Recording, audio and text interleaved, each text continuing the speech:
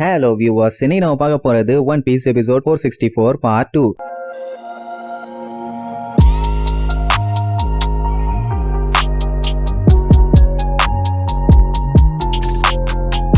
Open பண்ணா போன பாட்டுல அந்த குமா கொடூரமா கண்ணை வச்சுக்கிட்டு பயங்கரமா வந்து நின்னால அதெல்லாம் கண்டுக்கல. அவனை பொறுத்த வரைக்கும் எனக்கு இப்ப ஏச காப்பாத்தியே ஆகணும். குறுக்க எவன் வந்தாலும் சரி கூச்சமே இல்லாம வலிச்சு வாரி தூக்கி போட்டுட்டு போய்கிட்டே இருப்பேன். அதனால எவனும் வராதிங்கிற மாதிரி சொல்லிட்டு போவான். இங்க ஏசு ஐயோ வரானே இவனுக்கு எதுவும் ஆயிடக்கூடாதுன்னு சொல்லி பயத்துல இருப்பான். அந்த டைம் அந்த குமா பைய கையை விரிச்சு வச்சு ஏற கம்ப்ரஸ் பண்ண ஆரம்பிச்சிருவான். வார்லாடுங்க எல்லாருமே என்ன பண்றான் இவன் அப்படியே லுக் விட்டுட்டு இருப்பானுங்க. ஃபர்ஸ்ட் அவன் என்ன பண்ணுவான், பெரிய சைஸ்ல அவன் பாமாரியே ஒன்னு உருவாக்கி அந்த ஃபோர்ஸ அப்படியே கம்ப்ரஸ் பண்ணுவான்ல, அந்த வேலையை தான் பண்ணிட்டு இருப்பான். ஆனா அந்த ஓர் கொஞ்சம் கூட கவனிக்கவே இல்ல. ஏசு ஏசு ஏசுன்னு சொல்லிட்டு அவன் பாட்டுக்கு போய்கிட்டே இருப்பான். இங்க குமா கம்ப்ரஸ் பண்ண அந்த பவரை அப்படியே ஓருக்கு நேரா வச்சு அடிச்சு விடுவான். அது அப்படியே பொறுமையா தான் அதோட பக்கத்துல வரும். அப்பவாச்சும் லைட்டா நகர்ந்துருக்கலாம், இல்லாட்டி அவன் கையில வச்சிருக்க ஆயுதத்தை வச்சு அட்டாக் பண்ணிட்டு எஸ்கேப் ஆயிருக்கலாம். அதெல்லாம் ஒண்ணும் பண்ணல. என்ன இது மின்மினி பூச்சா நல்லா இருக்கேன்னு சொல்லிட்டு அப்படியே அந்த ஓர்ல கூட்டுட்டு இருக்கும். அது நேரா ஓரோட வயித்துல வந்து ஒரு அடி, அவ்வளவுதான். அப்படி ஒரு அடியை வாங்கிட்டு ஒரு ஊருக்கே போயிருவான் போல. அப்படி ஒரு பயங்கரமான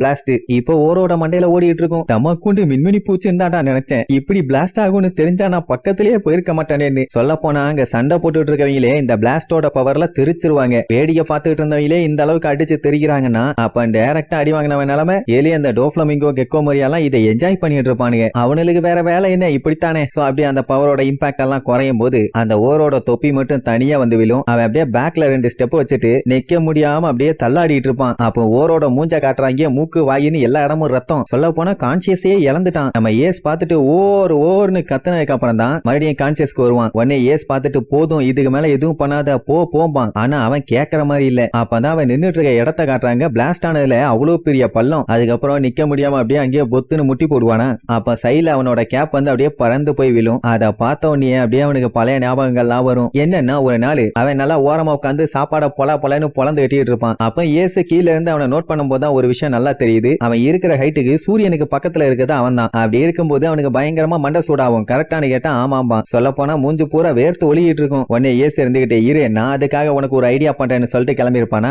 அதை யோசிச்சு பார்த்துட்டு இந்த கேப்பா பாப்பான். அதுலயே தெரியுது இந்த கேப்பை நம்ம ஏசு தான் கொடுத்துருப்பான்னு. அதனாலதான் பையன் அவனை காப்பாத்த இவ்வளவு வெறி கொண்டு வர்றான். சொல்ல போனா சென்டிமெண்டா அட்டாச் ஆயிருக்கான். எல்லாரும் கேப்டன் ஓர்னு கதறுவாங்க. நல்ல வேலை இன்னும் கான்சியஸா இழக்கல, கஷ்டப்பட்டு எந்திரிக்க ட்ரை பண்ணுவானா. இங்க கெக்கோ மோரியாக்கு செம ஹாப்பி. ஏன்னா இவ்வளவு பவர்ஃபுல்லா அட்டாக் பண்ணியும் அவங்களோட முன்னோர்கள் மாதிரியே பயங்கர ஸ்ட்ராங்கா இருக்கான் அப்படின்னா எனக்கு யூஸ்ஃபுல்லா இருப்பான்னு சந்தோஷம். அப்ப மறுபடியும் ஏச பார்த்து அப்படியே பிளாஷ்பேக்கு போவான். என்னன்னா ஏஸ் அவனுக்காண்டி அந்த தொப்பியை செஞ்சு கொடுத்துருப்பான். வானோ கிங்டம்னு ஒரு இடத்துல இருக்கும் போதான் ஏஸ் அந்த தொப்பியை செய்ய கத்துக்கிட்டான். சார் ரைட்னு சொல்லி அவன் கொடுத்தத தூக்கி தலையில மாட்ட உடனே சுத்தி இருக்கவங்க எல்லாம் கிண்டல் பண்ணுவானுங்க. என்னதான் மண்டையை கவர் பண்ணாலும் தாண்டி பாடியை கவர் பண்ண முடியாது இல்ல. அந்த பாடி மேல வெயில் படத்தான செய்யும். அப்ப என்ன பண்ணுவானோன்னு சொல்லி விழுந்து சிரிப்பாங்களா. ஆனா அந்த ஓருக்கு அந்த தொப்பி ரொம்ப பிடிச்சு போச்சு. ஏன்னா போட்ட உடனே வெயில் அது மூஞ்சில டைரக்டா படல. அண்ட் அது மட்டும் இல்லாம தலை ஹீட் ஆகாம கூலா இருக்குது. உடனே ஏஸ் எல்லாம் ரொம்ப சந்தோஷப்பட்டிருப்பான். அதையெல்லாம் யோசிச்சு பார்த்துட்டு இப்ப ரொம்ப பீதி ஆவான். ஐயோ இவ்வளவு கஷ்டப்பட்டு என்னைய காப்பாத்த வரானே அவனுக்கு எதுவும் ஆயிர போகுதுன்னு. ஒரு நிக்கவே இல்ல, நான் ஏச காப்பாத்தியே தீருவேன்னு முடியாட்டியும் கூட மண்டையில ரத்தத்தை உழுக்க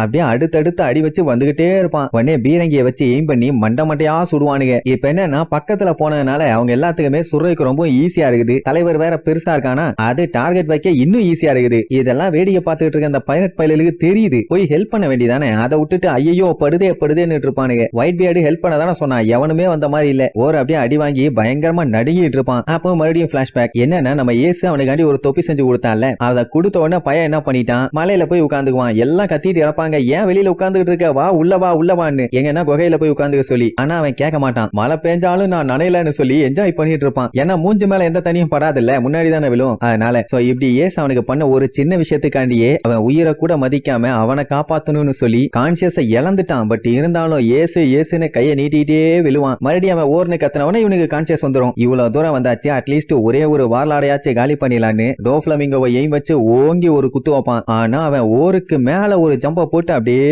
பிளைங்ல போவான். அதுவும் எப்படி இழிச்சுக்கிட்டே. அந்த டைம் ஓரோட காலை அசைக்க முடியல. என்னப்பா பேஸ்ட் அடுத்த காலை எடுத்து வை அப்படின்னு சொல்லி கிண்டல் பண்ணிட்டு இருப்பான். மறுபடியும் ஒரு சின்ன பிளாஷ்பேக். என்னன்னா வெயில உட்காந்தா மலையில உட்காந்தா இனி பனியில உட்காரணும்ல. அப்படியே உட்காந்து பார்த்துட்டு ஐ என் தலையில பனி விழல, அண்ட் எனக்கு குளிரவும் இல்லன்னு சந்தோஷப்படுவான். ஆனா தொப்பிக்கு மேல பூரா பனி. அவனுக்கு அந்த தொப்பி பிடிச்சு போச்சு. அதனால ரொம்ப ரொம்ப தேங்க்ஸ் ஏசுன்னு சொல்லி என்ஜாய் பண்ணிருப்பான். இப்ப காட்டுறாங்க மறுபடியும் கான்சியஸ் போயிருச்சு. என்ன மேட்டர்னா இந்த டோஃப்ளமிங்கோ அந்த ஓரோட காலையே வெட்டி வீசிட்டான். அதனாலதான் காலை அசைக்க முடியாம ஓர் கஷ்டப்பட்டு இருக்குது. சொல்ல போனா அவனுக்கு அது ஃபன்னா இருக்குது. இங்க ஏசுக்கெல்லாம் ரொம்ப பீதியாயிரும்.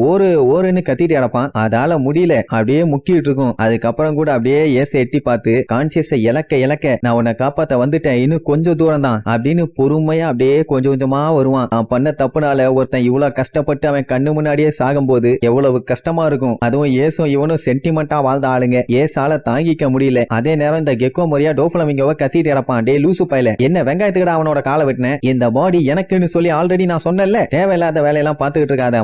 சரி அதோட விடுவான்னு பார்த்தா இங்க ஓர் எப்படியாச்சும் ஏச காப்பாத்திலான்னு கையை நீட்டி பக்கத்துல கொண்டு போகும்போது இங்க இவன் என்ன பண்ணிடுவான், அவனோட ஷேடோவை அப்படியே ஷார்ப்பா மாத்தி கழுத்திலேயே ஒரு சொருகு அப்படியே பின்னாடி அந்த பக்கமா வந்துடும். அவ்வளவுதான் ஓர் காலி. அப்பவும் கூட ஏசுன்னு கையை நீட்டிட்டே தான் வருவான். அந்த சீனுங்கும் போது ஏசால சுத்தமா தாங்கிக்க முடியல. சாக போறான்னு தெரிஞ்சுமே நான் ஏச காப்பாத்தாம விடமாட்டேன், என்னால முடியும்னு முக்கிட்டு இருப்பான். இங்க ஏசு ஏன் எந்திரிச்சு வராம அப்படியே உட்கார்ந்துட்டு இருக்கான், அவன் கையில சங்கிலிய போட்டு பின்னாடி ஒரு செயின்ல கட்டி வச்சிருக்கானுங்க. அதனாலதான் பையன் எந்திரிக்க முடியாம அப்படியே உட்கார்ந்துட்டு இருக்கான். இல்லன்னா எப்பவோ எந்திரிச்சு வந்திருப்பானே. ஏசும் ஓரும் அப்படியே மாத்தி லுக் விடுவாங்க. அந்த டைம் ஓரு ஏசுன்னு கத்திக்கிட்டு அப்படியே போத்துன்னு வெளிகறதோட இந்த எபிசோடுக்கு எண்டு கார்டு போட்டு முடிக்கிறாங்க.